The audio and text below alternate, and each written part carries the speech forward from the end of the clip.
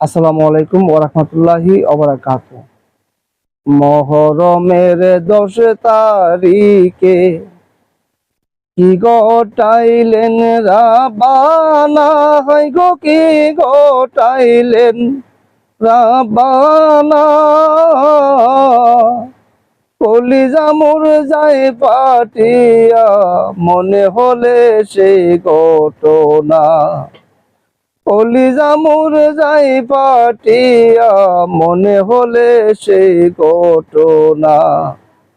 আল্লাহ বলে, ও জিবরাইল, বাতাস করো ফাতেমার গায়ে, হায়রে বাতাস করো ফাতেমার গায়ে। পুত্র সুখে জ্বলছে রে আগুন, বাতাসে কি ঠান্ডা হয়। মুহররমের 10